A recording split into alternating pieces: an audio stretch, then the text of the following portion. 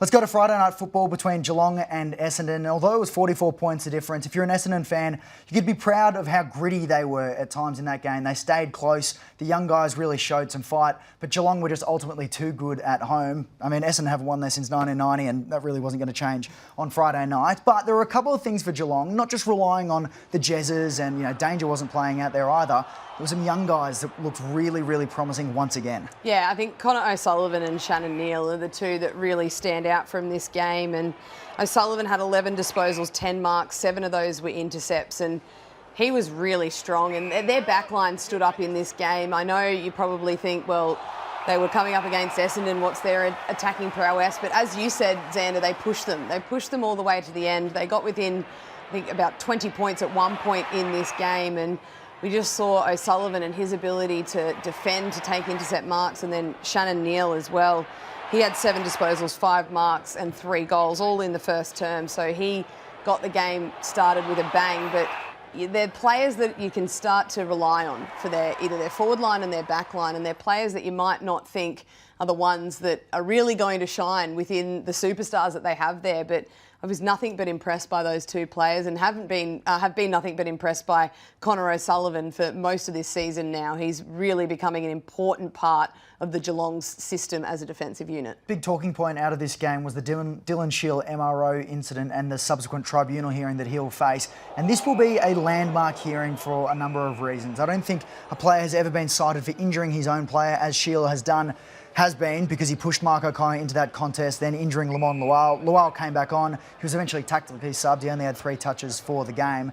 But it's been referred directly to the tribunal. The other unique element of this is it's ungraded. So effectively, Michael Christian's gone, this is so complex that we need to refer this to a panel, to a board of people that can assess it better. What did you make of the incident in terms of the eye test? What did you think? The AFL want 1 week for Dylan Shield. Do you think that's fair? I love that it's too complex for the MRO, but not for me. I think it is a tough one. And as you said, it's a landmark decision in the sense that it was a player from his own team that was actually injured. But for me, I think this is probably going to be something that's looked at. Obviously, this will be assessed during the week and they will grade it accordingly. And I think post-season, this is probably when incidents like this will be scrutinised the most, when potentially, because currently with the MRO, it's not a reportable offence to push a player into a contest. And we've seen decisions where this year Ryan Mansell was suspended for 3 matches for his incident against St Kilda. But I think the rule will potentially be changed or written into the guidelines around pushing opponents and the ability to then cause injury to that opponent or another player on the ground. So I think this will probably push them over the line for a real review and potentially a rule change around that. Now, speaking of Dylan Shield, the big talking point around Essendon right now, outside of the injuries, is their list. They've had so many guys come on for the mid-season draft. They now have 47 on their list. They need to get to 42 by the off-season. They currently hold 2 first-round draft picks and 2 second-round draft picks. So that probably means at least 9 have to go. We spoke about this on Friday Night Footy, but just as a bit of a deeper dive, and after how many great efforts there were on Friday Night Footy, let's have a look at this Bombers list squeeze that they face. The Asterisk players are guys that actually played on Friday night against Geelong. The guys without the Asterisks, a lot of them are injured. They are all out of contract at the end of this year. That's 15 guys.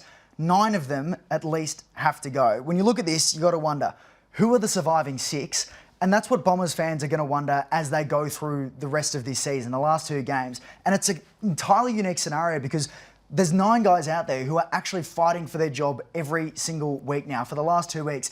That means that you're looking at half the team. Half the team doesn't know if they're going to play beyond the next 2 games, and they're going to be fighting tooth and nail, and that is a fascinating thing to watch play out. And so the reason this is so exceptional is because they've had the players that have been able to top up through the mid-season draft. That's correct, which is why they then have the squeeze on the back end of it. 4 mid-season picks. Archer May is the only one that had an 18-month contract, so 3 of them have the 6-month contract and come out. You look at Liam McMahon, he kicked 4 goals, he was incredible. You'd think he has to earn one.